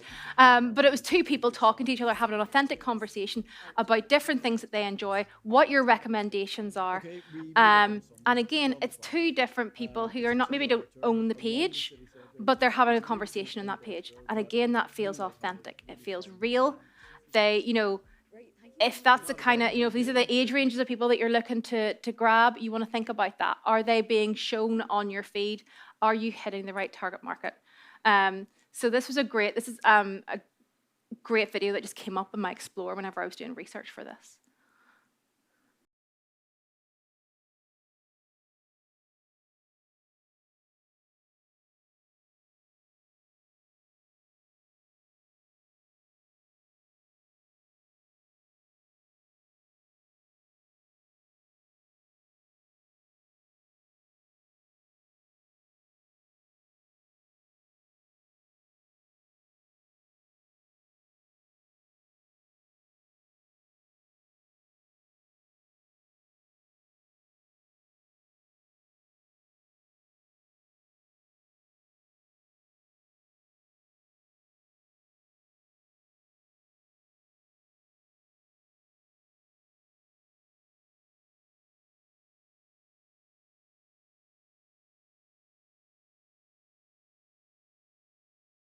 But they've used trending sound. Again, it's not a masterpiece. It's not got branded, proper fonts over the top. They've just used whatever fonts are in the app. And all it's done is, these are Americans that have come over from, I can't remember, I think it's Boston potentially, and they've come over for a trip, and it was just basically says, what time they boarded the plane, what time they got off the plane, how long it took them to drive there, and then when the climb started and whenever they got to see the cliffs of Moher. This had something like 1.3 thousand engagements, and I think it was like 20 to 30,000 views. But it's eye-catching, and the trending sound made it, helped rank. Now, sound is very difficult to get on videos. I always say, get away with what you can, apologize for what you can't get away with.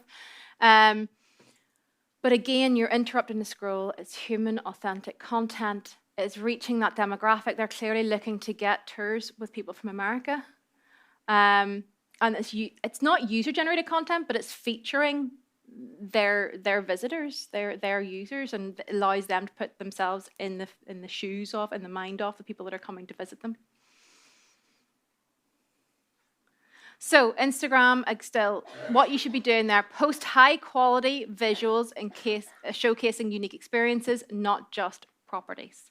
So again, none of those, I'm not saying no static images at all of, things without people in them, but keep them to a minimum. Show people where you can. And if you're looking back at your entire photo library and you're thinking, oh, there are no people in this, it's time to go for a reshoot. It's time to go out there and take some new photography. It's time to go out there and take some videography. And again, as mentioned earlier, the content pool is a great place to go for any content that you can use to kind of support your own content. Use Instagram Reels to highlight destinations, experiences, and seasonal events. So people might want to know what you do. Maybe you do a Halloween fireworks or a Christmas event or something that you're known for doing every year.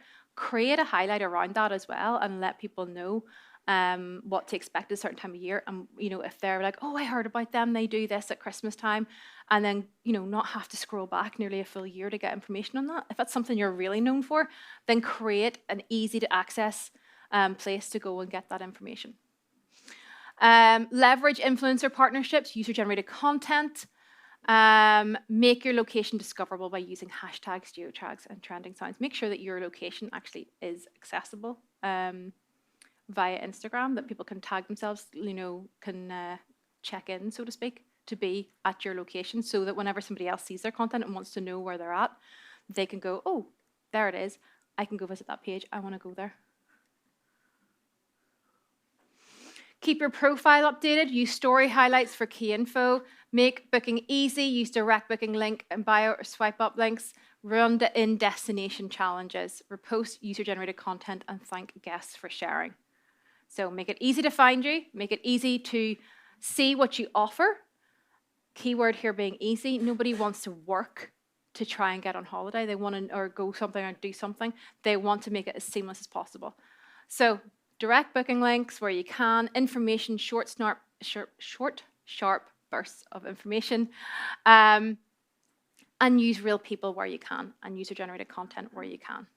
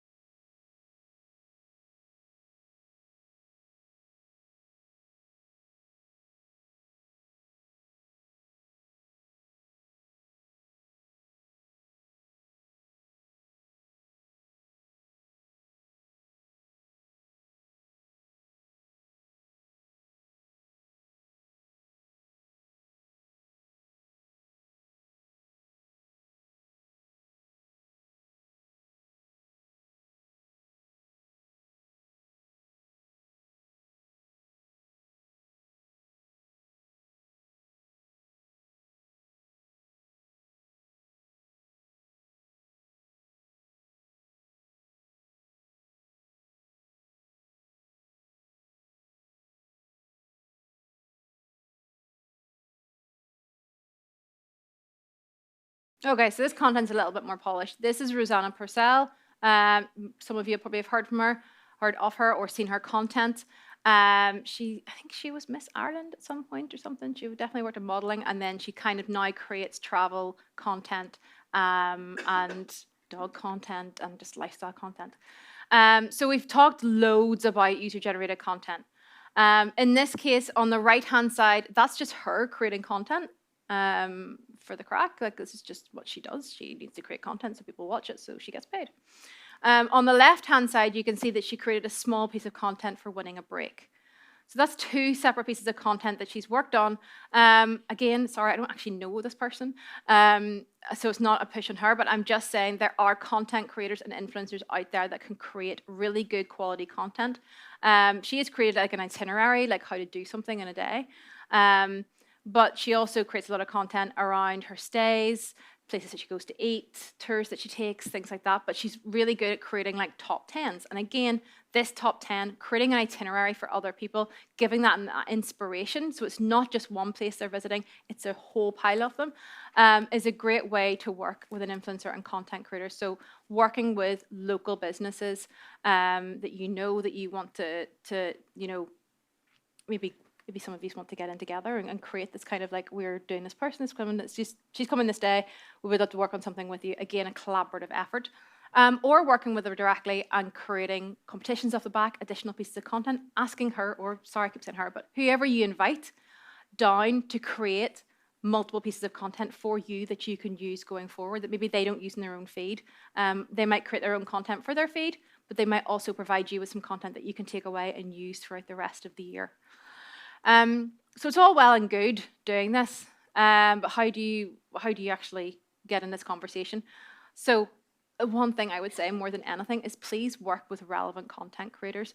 If that person is not known for working in that space, and they do something entirely different, just because they have a good following does not mean that they're necessarily for you. True story, about 3 or 4 years ago, my friend, who is a fantastic photographer, messaged me and she's like, Emma, I've just been asked by an online bingo company to post something on my Instagram. She's got like 8 or 10,000 followers or something, so not a small amount. But I was like, right. And she's like, they're going to pay me. It was like 350 or whatever it was. And I was like, did they say why? She's like, oh, they just said that because I've got a good following. And I'm like, you're a photographer. Your entire feed is just you. Sometimes of her cats, but usually whatever gig she's at or wedding she's taken or whatever she's done. I'm like, that is such a monumental waste of their marketing. And I was like, do it. Because, I mean, if they're stupid enough to offer you it, then maybe. And I was like, please send me the contract beforehand. Oh, there's no contract. Oh. Right, okay. So let's have a conversation about this and how we work with people. So work with relevant creators. Take a look at their feed. What do they normally post? Just because you know your niece has seen somebody online doesn't mean they're suitable for you. Take the time to go through who you want to work with. Are they relevant? Are they the right demographic? Are they tapping the boxes of all those different personalities that we want to reach?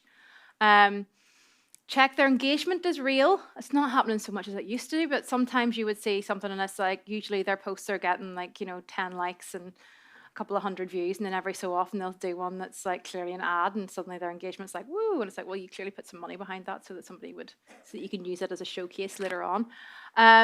So check their engagement's real. Check that they have good engagement, conversations happening. Yes, likes, but also views. So go into the Reels tab of Instagram rather than just looking at their grid, and you'll be able to see how many views they've had in those videos, and most of them anyway. So check that their engagement's real. Check that it's authentic. Check that they're the right people for you. Ensure their content is quality as well. Go through multiple posts. Make sure that they put the time and effort in whenever they are doing work for other people, and that it's not just like 2 clips and they're done. Thanks very much. Can I have my free stay or give me my money? Make sure that the content is worthwhile and that you're going to get something good out of them. And then please agree a fair usage of content. So yes, I mean, if you know them or whatever, can you send them a DM and say, here, listen, we'll give you a stay, we'll give you a tour, we'll give you a meal, whatever, in exchange for some content. If that works for you and that's what you want to do, then fine. If you want a little bit more from them, think about an agreement. Doesn't have to be a long-winded one, just something that you've got down in an email or on paper somewhere that says, I will do X amount of work in exchange for this, and I will have it delivered by this time. And that's really all you need. To hold them to it, so that you can say, okay, well, you promised us, 3 videos. You promised 1. I have seen experiences where somebody's posted on their feed for just 24 hours and then they just removed it because they didn't agree otherwise. Or they did like a lovely big long video, but they only put it on their stories. Again, gone within 24 hours. They didn't save it into their highlights. They didn't do anything with it. So make sure that you have all those agreements in place. I don't want to say that influencers are bad people. Are definitely not. They're very useful and very helpful for what they do, and they create excellent content, but just make sure that you're getting exactly what you need and want out of that agreement whenever you're working with them.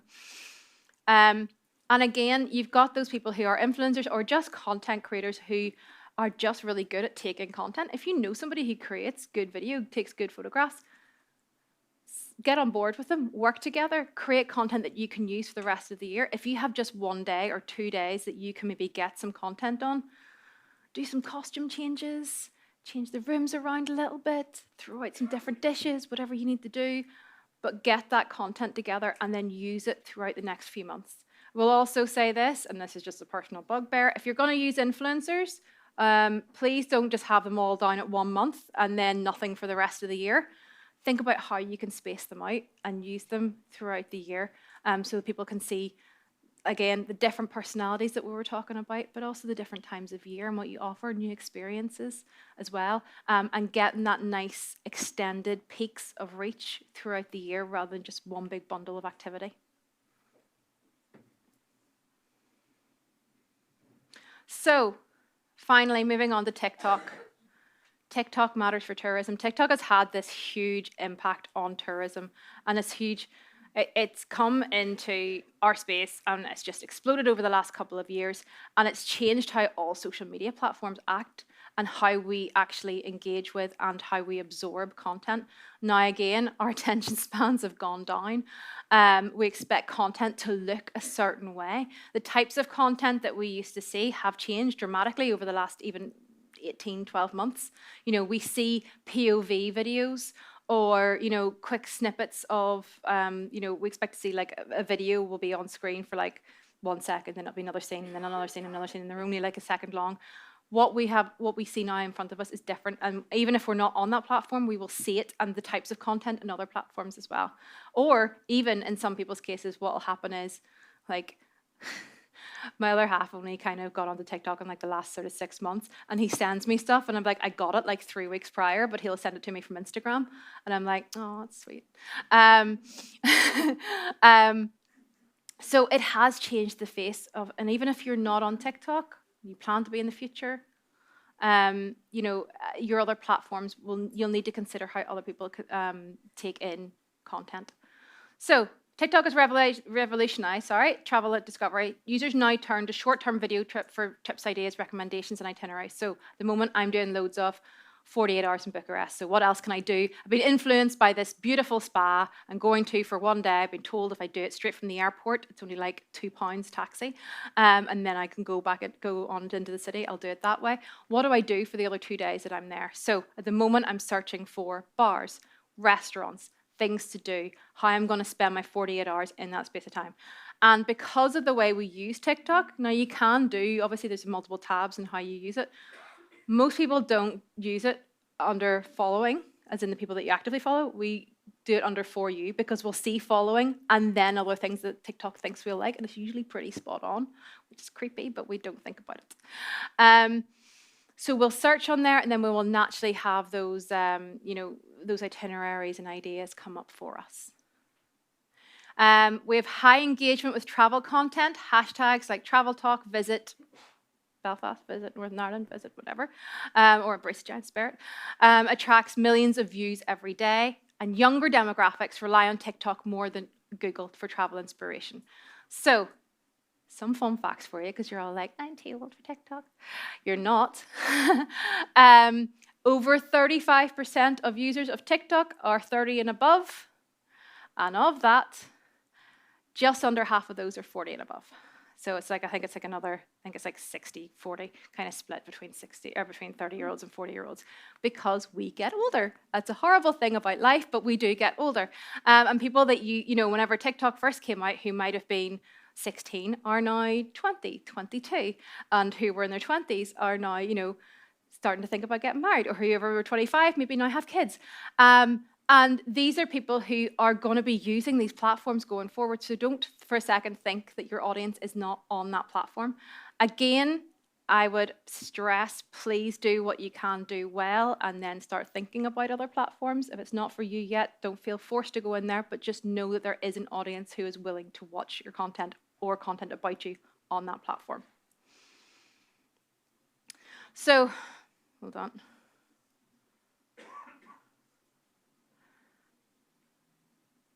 Have I said this already? I can't remember. So how travelers use TikTok. They scroll through the For You page for travel inspiration.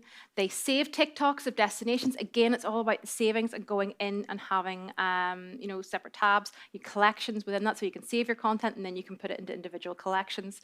So like for me, it's like dog content and then recipes and then trip ideas and then stuff like that.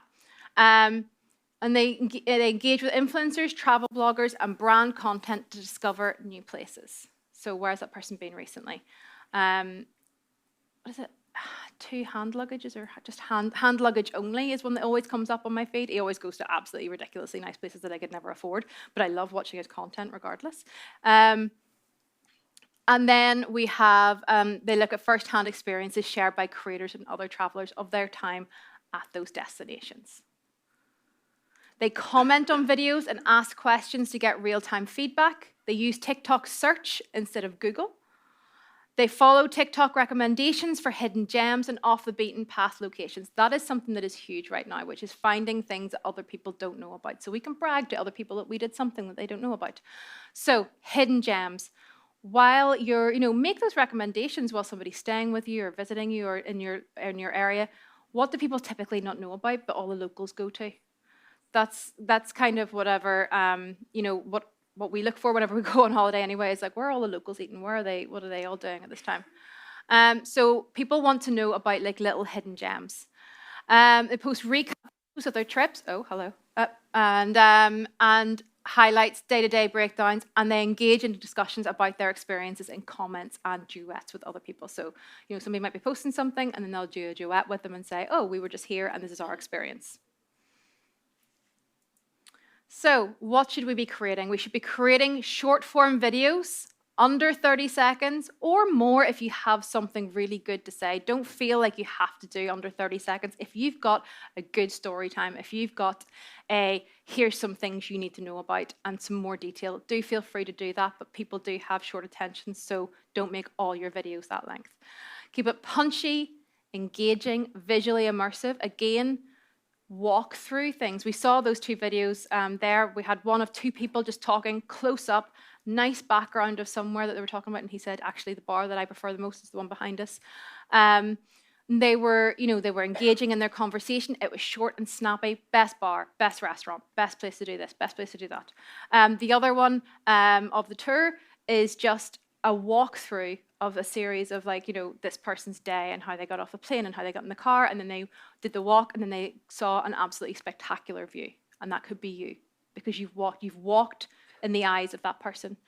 So POV style of content. Bring travelers to the experience. So you wake up in the best hotel in Belfast. POV, you open your curtains to this beautiful view. POV, what did I get sent yesterday? Sorry, I keep giving my other half as a reference. He sent me the Clothier are now doing margarita menu, by the way, for anybody who really likes tequila, love some. So I haven't been to the Clothier in quite a while. I will probably be there in the next sort of week because of this. But it's like, POV, you're drinking some of the best cocktails in Belfast. And it's like, you need to know about this. If you don't, you're missing out. TikTok challenges and trends, only ones that are relevant is what I would say. Yes, it's going to work for you sometimes. Other times it's not going to be for you. So please don't feel the need to jump on a bandwagon if it's not relevant. But if there's sounds and trends that you can work with, absolutely.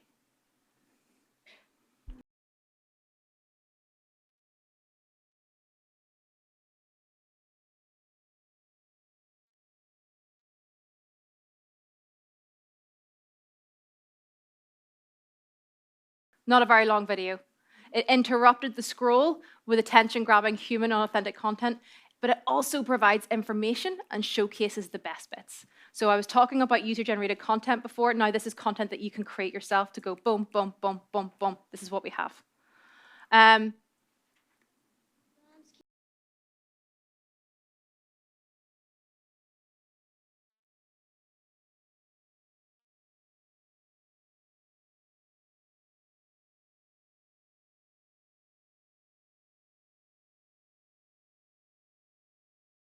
Again, short and snappy. I went through TikTok last night. Wouldn't have been last night, 2 nights ago. And I looked for content to use for today. When I tell you I had to scroll seriously far to find brands, like actual destinations and attractions and things doing their own content, I had to scroll far. Props to Visit Belfast for all their great content that's going out at the moment. Because I saw plenty of that. All the other ones actually owned by the brands, like the AC Hotel and Hydro, Let's Go Hydro. I had to take a while to get down to something because everything else is user-generated content. It's people who have experienced these, and obviously that's fantastic, but if you are looking for your own content to create and share, you need to be creating that content, you need to be creating that authenticity and that quality and working with other people and getting good. Don't be scared to post on TikTok. I mean, that's just about pints. And that's just like, go down to the bar and go, what's a typical bugbear that could be quite funny? I worked with a club/hotel in Enniskillen, and they did a bit about all the different lies that get told about what age somebody is and how they catch them out at the door. That was hilarious. But obviously there was a bit of a safety message alongside that as well. But again, it was funny. And it showed a bit of personality. I'm not saying TikTok should all be about jokes and all the funny things, but it shows that you have a personality and it shows a bit more authentic content. And if you get good content that you can get people to engage with and stuff like that, you can also put out all the rest of the other content that you want people to see and find out more about building your brand. So how to rank on TikTok. TikTok's quite an interesting one. So highest priority goes to what you say out loud. That's the first one. So in your think about the keywords that you're using. Keywords in what you say, what you type, everything, what's on screen, what's in the actual caption that you're posting. That is keywords throughout, basically, is the important one. So highest priority is what you say out loud. So we went here, 5 cocktails you need to try, this is the best, etc., etc. Then second priority is to the text overlay. Again, it doesn't have to be fancy, it doesn't be, but again, it could be just, POV or, 5 top, whatever. But it's so important to add it within the app itself because then it's easier for the app to read. Your main keyword should be on the screen for the first 3-ish seconds of the video to grab that attention so people can read it and go, okay, this is something that I want to keep reading or watching rather than just scrolling through the feed. And then third priority is given to the text you use in your caption. So this should be your main keyword. Hashtags are a great way to add in those keywords if it doesn't make sense to put that in the caption. If you're writing something out and you're like, you go to write something and then you're like, oh, I want to include these 5 keywords and suddenly it doesn't really make sense as a proper human sentence anymore. If you're struggling with that, add it in as a hashtag afterwards so that you can kind of still get that message across. Okay, so what you say, the text overlay, and then the caption. All very important. And our brains explode because we have so much to do. And that's just one channel. So I want to highlight this. This came up on my feed on LinkedIn during the week. This is my friend Hannah Bryan's. If anybody needs an agency, I really love Part 3 Digital. They're an excellent agency and they have experience in the tourism world. I love reading this. So the important thing with TikTok to remember is you don't just put one video, and this is the same for all platforms, not putting out the same content across all platforms and then wondering why it's only getting picked up on one or not at all. TikTok content's very different. It's really not salesy in any way. And ads can be really jarring, ones that are really obviously ads. What breaks my heart is Nivea, a really big brand like Nivea. Every time I see one of their ads, I'm like, oh, that doesn't fit on this platform. It fits on Instagram, fits on Facebook, but doesn't fit on TikTok. So Hannah said, I did ask her permission about this, by the way. I watched 100 TikToks and categorized them, and here's what I found. And this is what she saw. I'll not go through each and every one. So she saw a pile of ads, she saw some influencers, she saw some business ones, publications, and everything else. Just quickly, do you know what? I'm reading through all these things, and none of them surprise me in any way because she loves nice clothes and going on holiday and stuff like that, and business stuff and things like that. But what she wanted to comment on was the fact that micro-influencers / regular people are dominating TikTok feeds and being prioritized by the algorithm. So again, user-generated content. Real people going out there who never maybe set eyes on being a content creator, who suddenly find themselves being content creators, are out there and they're just giving their opinions. People feel more comfortable being on camera now than they used to. Brands weren't getting a look in, but maybe because so many are still hoping Instagram content works here. But it doesn't. Again, anything that's a bit too fake, a bit too advertising doesn't work the same on TikTok as it does on other platforms.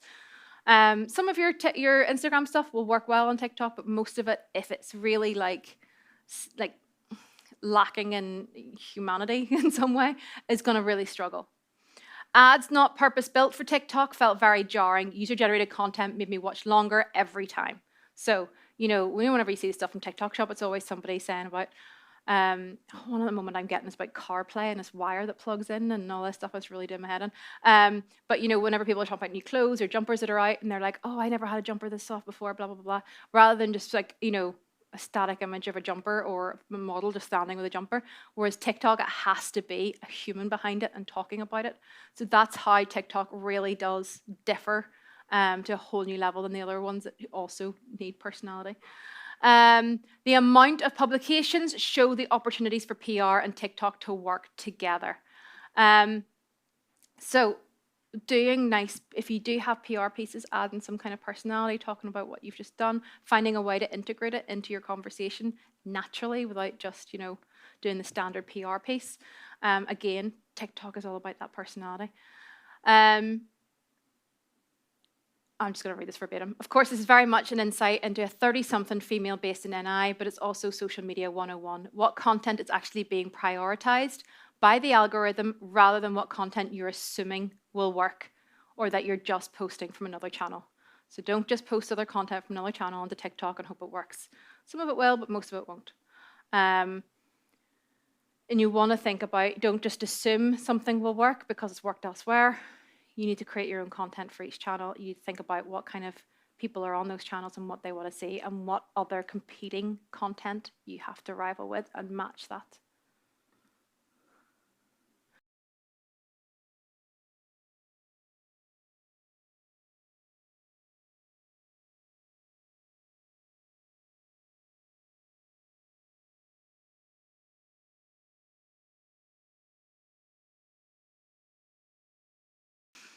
So the Crown Plaza, or the Plaza in New York don't actually have a TikTok. However, they invited somebody with a massive following to come and stay with her beautiful, massive dog.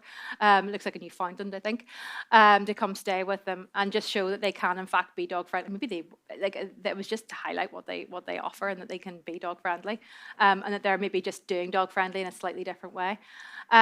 So again, they don't have their own TikTok. But through the power of Pretty in the Pines having a following, they received 22.3 million views, 5.4 million likes, and 401,000 saves. 401,000 people deemed it important enough to save this piece of content, not just because it's cute. I was one of them, to be fair, and it was just for the purpose of doing presentations. But that's just that one person. That also piece of content went viral across lots of media outlets. And actually, I didn't see this piece of content through Pretty in the Pines. I saw this through a dog account that I follow that shared them. And they also had hundreds of thousands of engagements of this. So if you don't have TikTok and you maybe aren't ready to get into that space, don't worry, because other people creating content about you still has you on those platforms as well. And that you can have that reach so that whenever you are ready to go onto those platforms, you know, maybe you can venture in your own time. So to round up, who's coming on the yellow brick road? Be brave like the lion, stand out with bold, engaging content on TikTok and Instagram to capture attention and inspire travel. Use Facebook and LinkedIn strategically to plan, analyze, and engage with the right audience, again, the right people at the right time, at the right place. Leverage user-generated content and emotional storytelling to build and foster long-term connections with travelers. And then finally, guide your travelers like Dorothy. Lead your audience through the customer journey, hit them at every single touch point with exactly what they need to know at that point in time, from starting off from inspiration to actually, you know, comparing and reviewing and booking, and then also at the very end for loyalty and experience. I think that's everything. So thank you very much.